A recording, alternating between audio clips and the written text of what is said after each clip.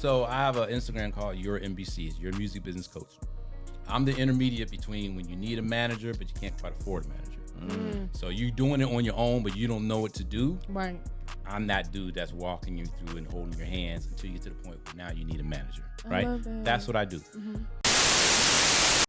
What up, world? What up, world, man? We back for another episode of Infinite Advisors. Clap it up for ourselves like we always do. Darn it! Let's clap it up, clap it up, clap it up, clap it up. I am Moran, the man, the richest lady in Atlanta, Georgia. DJ B-Lex in the building. What's happening? B-Lex checking in. How you feeling? I'm blessed. I'm highly favored. Just got back from Houston yesterday. Yes, so, you know. Yeah. Taking flights. I did. Hey, business trip. Very successful. Let me find out you got a paid trip for like. You got flew out, bro? I did. Shout out to Red Bull for flying me out, damn it. I got flew out by Red Bull.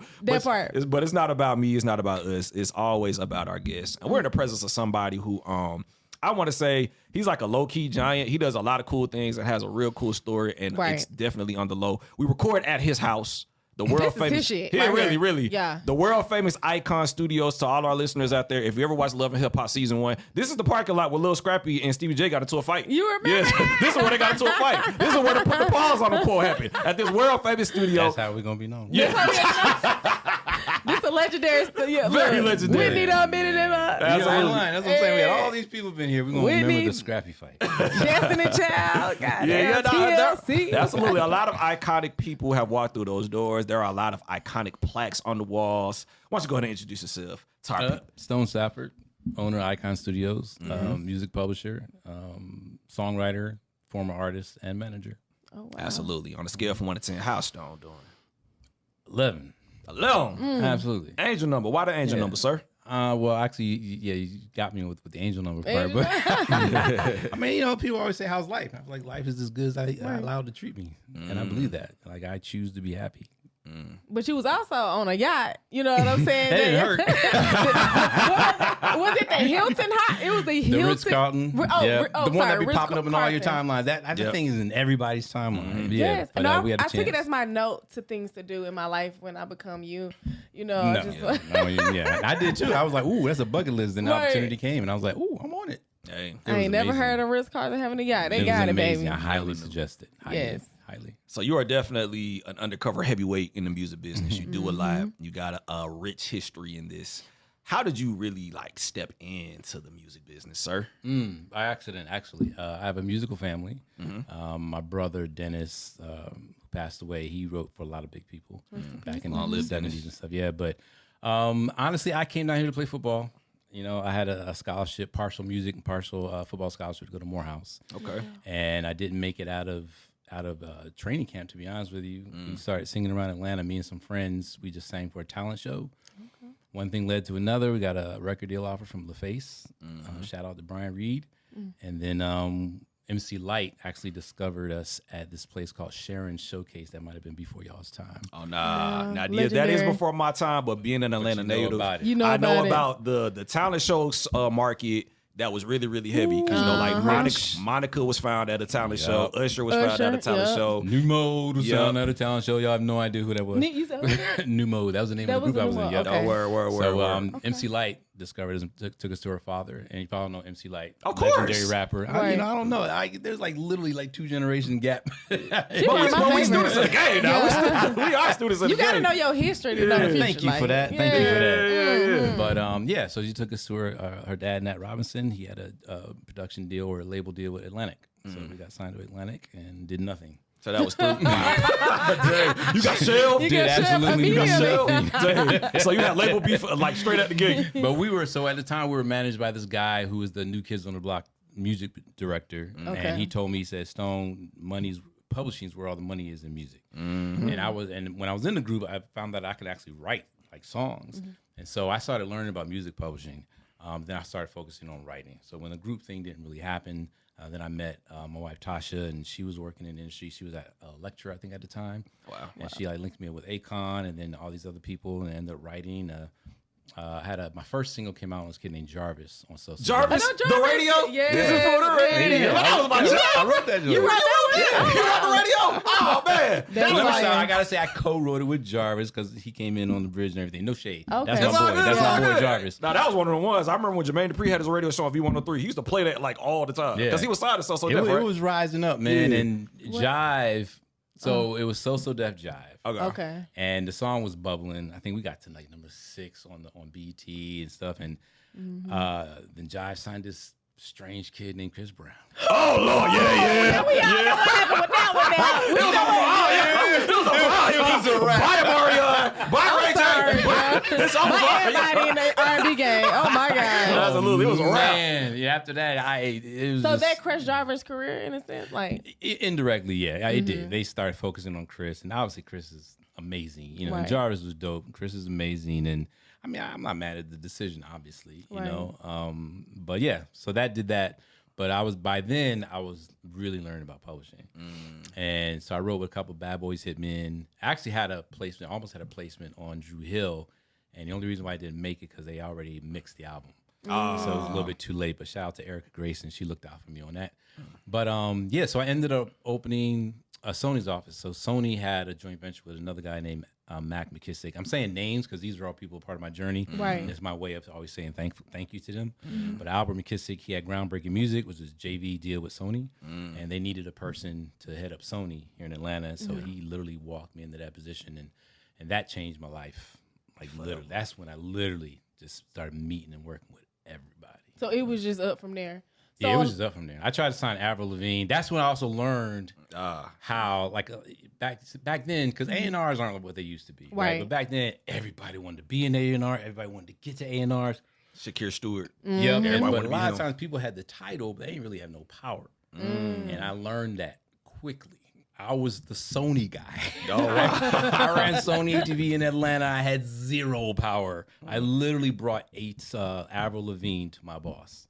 And they would not sign her. That is crazy. His words exactly were, we don't feel that she warrants what they're asking for. I don't like your girlfriend. And then 12 million albums later. The chick that made I don't like your girlfriend. Sean Garrett.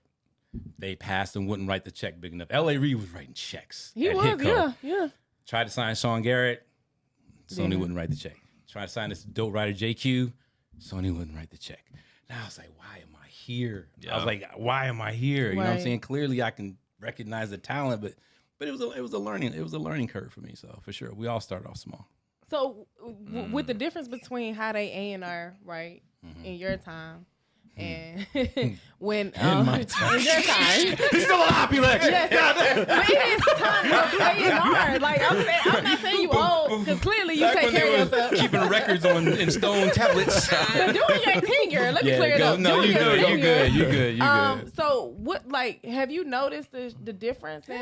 Because they still don't have power. So what is the difference? Well, they have even less now. It's just because obviously technology changed the game. You know what I mean? Back then you went to the show, you went to the studio, you went to their house and you watched them and you listened to them. You sat down and you took them to dinner. It was like recruiting. It was. Yeah, it really was. You courted them. You know what I'm saying? Nowadays is how many likes you got, how many followers, how many downloads, how many. So it's social media. It's all numbers. It's a numbers game at the end of the day. No one. I hate to say it, but talent. All y'all still banking on your talent, man. Talent is probably like 3rd or 4th on the list. Doesn't mean it's not important. Right. But it's 3rd or 4th on the list. If I can market you, that's number one. Talent. Right. Screw your talent. You know what I mean? And technology just takes marketing to a whole nother level because now Japan is right here on my phone. Yeah. That is so true. Yeah. And I kind of hate that. Just me personally, I really do hate that they took those showcases away because now people who do those, they don't really get discovered no more. It's like you really have to be a content creator to be discovered. Content creator or just get on social media and just sing your butt off. And just sing, and that's what I'm saying. But the problem with that is too, it now brings literally everybody into the same room, right? If you were in Atlanta and you were talented, you had to be in Atlanta to find you. Right. But now you can be wherever you want and I can find you right here. You know what I mean? So now the market is just saturated. But I tell people now is that you have to find a way to be a yellow dot in a blue ocean nowadays. That's your job. That's your analogy. Yeah. I would agree because I mean, I personally do think, the talent is out there because there are people who were discovered, Justin Bieber was discovered on the internet. Right. And so many other people. LMA too. Yeah, LMA, but It doesn't feel the same, I'm sure, because you were there at the talent show. Like there was like a real talent show circuit. Like they used to come to middle schools. We better have a talent show at said middle school with all these people who don't even go to this damn middle school. Yeah. When I was at Sony, I judged a ton of talent shows, and I used to love it. And it was like do or die. Like, and honestly, I still love talent shows. Yeah. If artists really want to know how they can set themselves apart, it's going to be in your show. Mm-hmm. That's performing. That's one thing technology cannot and will not change is your show and, and the entertainment value and the connection with the audience. There's nothing AI can do about that. Nope. At all. So you can have a ton of people on my phone that sound great, but when I go see you, if I'm just captured and just mesmerized, then you got me. Talent shows can still provide that. Mm-hmm. And so with you A&R and you realizing the power structure and everything that's happening with these labels, still to this day is still happening, your shift to just this publishing and owning the studio, and like, how did you get to that point? Like I said, the publishing part started with my manager. I'm all about ownership now. Right. You know what I mean? Like I'm wearing, like I got on Adidas and stuff. Like I own Adidas stock. I got on an Apple Watch. I have an Apple phone. I own Apple stock. Like if I use it, I own stock in it. Like I'm just about owning. Yep. And so with the studio, so Tasha, she was handling like doing A&R / management stuff for like Akon, and she was doing A&R admin for Bieber's album. She was handling freaking Teddy Riley stuff and all these people. And I'll never forget, like Akon will book the studio time in LA, and then for whatever reason, legit and not sometimes not show up, but you still have to pay the studio time. Yeah. And so we was like, we need a studio. Right. And at the time, I had this dope producer named Baby Girl, and like she did some stuff on Justin Bieber, Keke Palmer, and we were just getting her out there. But then she was working, and then I had 2 other writers, and I was like, we just need a spot for our people. So with her brother-in-law, we built Icon Studios, but it was a private facility. The only people that worked here were like Divine Stevens and Akon. Some of her, Justin worked here, and then my producers worked. That was it. But then Akon went out to start lighting up Africa. Justin became Justin. You know what I mean? So he was never, and we still had rent to pay. Yeah. So we were forced to open it up to the public, and that's a whole nother entrepreneurial talk right there. I mean, man, the moment you open your business up to the public, you bringing all types of people in there. People just don't take care of your stuff. That's unfortunate. So, what I would like to ask you about is your days in the building of LaFace. Now, for the listeners who might be too young, LaFace was basically the first QC of Atlanta. LaFace was everything. Everything, you know what I'm saying? According to L.A. Reid's book, basically back then, like if anything that was happening in Atlanta back then, you literally had to go through LaFace. You know what I'm saying? They pretty much had the city on lock. What was that experience like for you? So to be clear, because I only want to make sure words are, because you said my days in the buildings, I didn't work at LaFace. So we got a record deal offer from LaFace when I was in the group. My manager at the time, he tried to make LA and them sign a letter of intent, and they weren't for that, so they lost interest. But I spent a lot of time there. Shout out to Latanya Davis, Renee McNeil, KP, Quan Prather, like all the people, Charles. But LaFace was the hub. Like, it absolutely was the hub. Right. Everything and everybody rolled through LaFace. And what I loved about LaFace is it was hip-hop, R&B, and pop. Like, it was all of it. Right. I mean, look, when they left, it was, like, part of Atlanta died. Right. I'll just flat out say that. Part of Atlanta died. 2 deaths in Atlanta. When Ian Burke left ASCAP and when L.A. Reid and them took LaFace away. Right. Those are 2 of the biggest mortal blows to the Atlanta music industry. Dang. And shout out to QC and everyone else, and Disturbing the Peace and everyone else that's come up after that. But that was the heart. That was the heart of Atlanta music. I mean, they opened the doors for the QCs and for everybody. Thinkers Against Everybody. Yeah, it was dope. That was. If you didn't come up in that day, you just wouldn't understand. I feel bad for those that didn't come up in that day. That truly was the golden era of Atlanta music for sure. I guess that's why So Def was so important too, because he kept it going when it comes to like the labels being home and staying home. Like, I felt like he was able to still carry the. Yeah, you said So Def that did their thing for a while. Dark, with Dallas Austin, of course, DTP and Tip. So people still kind of kept the flame going. It just wasn't the same because Jermaine did his thing. Right. Dallas did his thing. And da-da-da. At LA, everybody went through LaFace. Everybody went. That was the difference. Like, LaFace literally brought everybody together. It was like home. Yeah, that's pretty much how like waterfalls happen. Like Organized Noise, TLC, Marquez. Yeah, so that's interesting. Interesting stuff. You gotta. Okay, I do have a question. So, what are some misconceptions of publishing? Because that's where the money at, and people just don't understand. So, is it really true that if you pay for, okay, I guess that's different from publishing, but say if you pay for studio time, right? Do you own the master recording to that? Yeah, I mean, traditionally, it's an unwritten rule, but traditionally it's understood that whoever pays for that record to get done owns the master. So that would be the studio time. If there are engineer fees and producer fees and stuff like that, whoever pays that stuff to get the record done, they own the master. That's just the traditional understanding of it. Yeah. So how do you advocate for yourself as an upcoming songwriter, right, in the game, and you're trying to figure out how do you own your publishing when you're trying to partner with other people who have publishing companies? Yeah. What a lot of people don't understand is like the moment you put that, so it's an intellectual property, right? It's copyright, right? The melody, the lyrics, all that stuff is an intellectual property. So that's intangible. The moment you put it in some kind of a tangible form, you write the lyrics down, you hum it into your phone, right? It is now protected by copyright law. So when you said, how do people get their publishing? You are a publisher. That's probably the biggest misconception a lot of people don't understand. If you're a creator, you're also a publisher. You're self-publishing. Yeah, because by definition, publishing simply means to exploit your creative work. Right. That's all it means. So you're automatically a publisher. What you need to do is now protect your copyright. The copyright's yours by law, but now you have to protect it. And that's just simply registering it with the Copyright Office, copyright.gov. Don't do that poor man's crap. Yeah, pay for it. A lot of people still preach it. I don't understand that. Yeah. Especially with technology now, you can change the date on everything. So just don't do that. Stop being cheap and stop being lazy. That's actually the two reasons why most people miss out on their publishing is ignorance. Ignorance and being cheap. Right.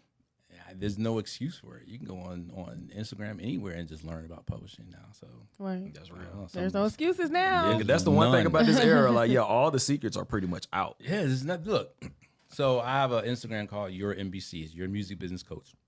I'm the intermediate between when you need a manager, but you can't quite afford a manager. So you're doing it on your own, but you don't know what to do. Right. I'm that dude that's walking you through and holding your hands until you get to the point where now you need a manager. Right. I love that. That's what I do. But I've told almost all my clients, and I do it when I speak. I was like, listen, y'all have paid, some of y'all paid $500 a year. Like the consulting stuff is like $100 an hour. I ain't trying to break nobody, right? But that's fair. It's my time. Right. Yeah. Super fair. That's super fair. It's invaluable what you're getting. Absolutely. But I'm not doing it to get rich. So, but what I'm saying is, I tell people all the time, and I think it's funny. I was like, the only reason why I'm making money off of y'all is because you don't want to do the work yourself. Literally, because you could go on Google. Look, I've been a publisher since 2000. I know the game, and now the game's changing a lot. New laws are always being written and stuff like that because of what's going on. But I stay on top of it, right? But somebody might ask me a question. I'm like, I'll find out for you. Now they done paid me $100 to do some to work. tell them what I know. Right. And I'll be, you know what? But I'm gonna get back to you with that answer, right? Right. I go to freaking ChatGPT or Gemini, and I be like, yo, boop boop boop boop. I get the answer and I go back to him with it. And he'll be like, oh man, here's another 25. Thank you. Because you could have done that too. You could have did that. I will get paid off your laziness any day. That's all and it is. That's not a shot. It's not a shot. If anyone hearing this, they're like, you know what, man, bump that. I ain't paying nobody else. I'm gonna do the work myself. Right. Then I did my job. That part. Most people don't want to do the work, so I'm here to take your money. Hey. But you're going to get invaluable information, so I don't want to make it sound like I'm stealing them. Oh no, because I think that's you're important. doing a service. Yeah, you're doing a service at the end of the day. Yeah. Unfortunately, like we have talks amongst ourselves. It's like, unfortunately, and again, we're not throwing no shots, but we've had conversations with up and coming artists. It's like you want the easy way, but that's not realistic. Like you have to do the work. Like if you want to be a producer, you got to sit at that computer like everybody else. So you got to sit there for hours and learn how to use it just like everybody else. You want to be a writer, you got to sit there, however you write, whatever your process is, you got to sit there. Please don't think you're going to use AI to do all that. Right. It's not going to be the same. Right. It's not. But to your point, like the laziness about people wanting things being done for them. That's why all these, it's been from the end of time, people getting taken advantage of. Because, back in the day, artists didn't know, like, minorities, right? They were getting taken advantage of from the Jewish community because, they had the platform. They own the record labels and they own the studios. So they made sense. But now that we have this information, why are we still having the same issues? Even back then, though, the information was available. In the book. Yeah, they still didn't ask. And sometimes you got that unconscious incompetence when you don't know that you don't know. So you think in the 40s and 50s they had access to the information? There was no reason why they couldn't. How is it that Ray Charles knew what to do? He was blind. But people around them. I'm just saying. That's what funny. If you don't have your sight, you're automatically that much smarter. But like he already knew is that, hey, I wrote this stuff. I need to own all this. Like, right. you know, I'm sure somebody schooled him, but it was during the same time when everyone else was getting robbed. Yeah. So how's it that he, you know, what one man can do, another man can do? But it's like you said, people just don't want to do the work, and there's just no other way around it. I mean, period. I just want to sing. That's the thing too. I just want to create. Yeah, they want the bag and all that stuff. Look, it's called the music. I always refer to it as the business of music. Right. I rarely call. I do it sometimes, but I rarely call it the music business. I call it the business of music. And people are like, oh, I want to do music. I said, well, two questions. Do you want to do music because you enjoy it? Do you want to do music to become famous? Or do you want to do music to make a living? Because those are three completely separate pursuits. Right. Right? If you're going to do music to enjoy it, just freaking do it and put it out. Right. And then go to bed. Yeah. If you want to do it to become famous, well, then do it butt naked on your camera. I mean, I'm not advising that, but if that's all you care about is the fame, right. Come on. I mean, right? I'm just being real. You just being real. But if you want to do it to make a living, there's some levels to this stuff. It is. And you got to learn it. You know what I mean? Period. But I don't know. We just don't want to. And then we cry when we get robbed. I have no sympathy for people that cry over their contracts. Here we go. I don't. No, talk about it though. Let's talk about it. I was going to ask. I have no sympathy for them. One, all right, so I get it if you did what you were supposed to do and you hired someone who knew because you didn't know. Right. But then they were ignorant, right? I'll feel for those people because you tried to do it the right way and the person that you trusted, they were dumb or they robbed you. Those people are an exception. But as far as the money looked good, the terms looked good, and you just signed it because that advance was so sweet. I have zero pity for you because you didn't read what the hell you were signing. And then later, they out there robbing people, blah, blah. Let me tell you something. If I leave my doors, my garage, and my window open every night and somebody robbed me, am I mad at the thief or am I mad at myself? Yourself. You should be mad at yourself, yeah. Yeah. That's all I got to say. I mean, it's simple to me. You don't do the work. Yeah. Unfortunately, like you were saying, like, spend that money on that lawyer. No. Spend that money. The entertainment lawyer. Spend that money. It's not guaranteed, man. Like, right, I'm on a whole 7 income stream goal because, you know, people still think they're going to make it just in music. Right. It's a pennies game. It really is. It's a pennies game. So you need to be putting music out. Just boom, boom, boom, boom, boom. And try to do quality. The quality nowadays especially is what's going to set you apart. I got a little nephew who just turned 20. He listens to older stuff, him and his friends. You know, I listened to these kids the other day at the school. They were like, man, you heard that Chris Brown, that classic? I'm like, wow, they call it Chris Brown classic.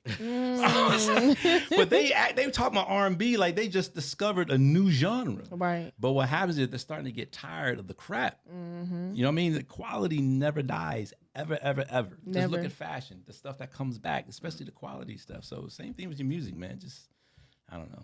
So being that the streaming is pennies, like on a dollar or whatever, like what do you feel about these new platforms creating opportunity to sell directly to the fans now? They tired of the streaming. They know they're not getting their money. So now they have platforms like Even Biz where you can just like put a tape out and your fans can just put whatever number they want, $1, 50 cents, $2. Like, how do you feel about that as an alternative? I love it. But the part that you're not going to skip is you still know how to run that business. You need to know how to run that business. That's right. You know what I mean? You need to know, you know, so you shouldn't put anything out that you're not making more like a 60% markup on at the bare minimum. At the bare minimum, right? You can do way more than that. But it should never be less than a 60% markup. Right. So you do that, and then learn about your taxes. Learn about all that kind of stuff because you can make that money, then it's all taken away from you. That's so right. there's still the business part you got to learn, but I love the direct-to-consumer model. I love it. Right. Absolutely love it. 100%. Hey. How you doing, Queen? We'll be able to edit this. I'm going to hit Thready when I get down there. Unless he didn't know that we were on. But. Yeah. We in an interview, but you can sit right here. Okay. Yes, I'm sorry because I know we didn't. Did you have my number? Yeah, I called me. I'm sorry, because we in an interview. Look. Yeah, we got but thank you, Queen. Okay, we'll edit it. Yeah, of course we'll edit that. Cool. Okay. Yeah, but yeah, so 60%. Why 60% of all numbers? Like, why not 50? That's just a business practice. I mean, because at the end of the day, what you put into your business, you want to make it worth your time and your investment. Right. And I don't know where the 60% came from, but as a standard business practice, whenever you sell anything, you want to look at a minimum of a 60% market. If I see you're getting 6% back of what you spent, I'm like, okay, you have something viable here. Right. Yeah, you see what I'm saying? So, I mean, at the end of the day, because you got to look at too, when you go into business, even as an artist, because artists are doing it now with the catalogs. When you go into business, you want to go in it to sell it. Right. You know, most people want to go, and you can go into it for a lifestyle. Don't get me wrong, but typically you want to go into a business to sell that thing within the next 8, 10, 12 years. And so when you're looking at that, then your markups, your EBITDA, and all that kind of stuff needs to be appealing to whatever kind of investors coming to you. So if I look at you and you're only making 40% on what you're doing, but you making 60. 60 worse. You know That what makes I'm saying? sense. So, I never understood, to your point, why people get mad at artists when they sell their catalog. They not selling all of it, but they selling specific ones, right? But it's like people be mad at them for doing that. It's like they didn't work that hard to just, you know, just like sit on it. Like, I mean, what we especially, doing? I mean, most of them, they need that capital for other ventures that are going to bring in even more income and quicker at a greater rate. Yeah, absolutely. Absolutely. You're sitting on an investment. At least you should be. Hey, Iggy Azalea sold hers for what, 70 million? Something like that? Right. And you look at Iggy, right? I mean, she's not, obviously Iggy popped, but she ain't like a Cardi household name. Yeah. But she sold hers for 70 million. Yeah. So just imagine. Do you know why? Why? Because music is bigger than the freaking United States. That's right. And people don't seem to get that through their heads. You know what I'm saying? Like, I'm going to let no cats out of the bag. Something I'm working on right now. I'm not even focused on the U.S. I'm not. Right. Like, if it pops, it's going to pop there and leak here instead of popping here and leaking there. Yeah. You know what I'm saying? They just do different music, especially even in Korea. In Korea, it's still literally crafted and manufactured. Even though technology is used super heavily, it's still purposeful and crafted. Here, we get on the little phone or you know, FL Studio, whatever, throw it together and put it out. That's literally what we do. I was talking to some of my engineers down there about stacking vocals. I said, how do y'all stack vocals? And they was like, oh man, you know, you record it and you record over it again. And it depends if it's a unison, this and that. They said, how you do it? I said, well, typically I want my vocals to be thick, especially on R&B stuff, right? So I'm gonna stack that sucker like 3, 4, 5 times, right? And so, but I said, but do you ever make a copy of something? If you take a copy and put it in a copy machine, and then you make a copy of that copy, and then you make a copy of that copy, what's gonna happen over time? It's going to deteriorate in quality. So by your 6th copy, it's not going to look as crisp as the first copy. Right. So when I stack vocals, I stack the original, we get it perfect, and then I'll stack to that. The first take, we mute it. Okay. And on the third one, we stack to the original. We're always stacking to the original. I'm going to tell you right now, it'll blow your mind the difference that it makes. But that's crafting. Like, we don't craft anymore. Right. We just get in there, we throw it in, slap some auto-tune on it, say, la, la, la, la, and call it Dookie Gold or whatever. That's your hard, bro. Yeah. And yeah, right. That's your hard. Like, yo, that's slack. Yo, this really is fun. Bump. Like, but that's a whole other conversation, too, because the standard is at ankle level now. Right. So, Damn. And it's unfortunate because people going platinum off of that type of mentality. Well, the good thing is platinum don't mean what it used to. Right. It doesn't, right? Yeah. Not at all. Like, $1 million ain't no money. You can still be broke as hell with a platinum $1 record. million- That is $1 million crazy. is no Back then, money. if you was platinum, you had You money. was doing all right. You was at least in 6 figures, especially if you wrote it. Right. You know what I mean? Exactly. But nowadays, you might pay rent. Yeah. 1 month's of rent. Damn. That's where it's at. That's what it is. I know. Wow, well, this was dope. This was fire, was man. dope. So what's next for you, Stone? Like, what else you got in the tuck, man? You already, you done dropped some gems. Man. We inside you. We're literally in your house. We in his studio, No, y'all. good. I appreciate y'all's business. We You're welcome. let me tell you that the yacht thing changed some things. Yeah. The yacht. Right now, you about to buy I was a like, yacht. We finna do a cruise. It Come changed. It changed some things, but no, you know, I got the restaurant. on. Okay. And then this place, and which I'm getting ready to exit out of this with the right buyer. And then after that, just more real estate. We still have to holler. Yeah. You know about that. I would love to do. Seriously, I should got some. do that? Yeah. I start school in. Y'all don't even know this. So I start orientation's 26. I start school on the 30th to get a license as a massage therapist. I've been doing massages for like 3 years. You had told me that. You was like, you I've been really doing, be. Yeah, I've been. Now you finna put that license to I work. put that license, but what I want to do is I want to be a massage therapist on movie sets. You see what I'm saying? But then I'm gonna open a day spa. So I mean, if I have the license, I might as well again own. Right? I'm trying to own stuff. So I'm gonna open a day spa and have that run. So it'd be nice if I was a licensed therapist to actually own the spa. You know what I'm saying? So, and then a few other investment things. We got a big one. I mean, I can say it because it's locked in, but I don't want to say it. I'll tell y'all off mic. Okay. But it's huge. huge. And he ain't lying. yeah, you know. When he say it's real, It's huge.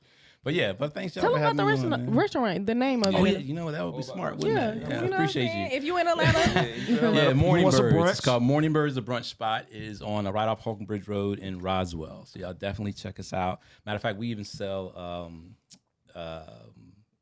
It's horrible. Y'all gonna have to edit this. What's the boy Charlene, the artist Charlene? Anthony Hamilton. Mm-hmm. So he has a line. He has a line of. What's that man name? He has a line of grits. So we actually sell Anthony Hamilton's line of grits too, and they're amazing. But if you want to get a particular referral from me, you got to do the braised ribs grits. My God, you'll leave an offering.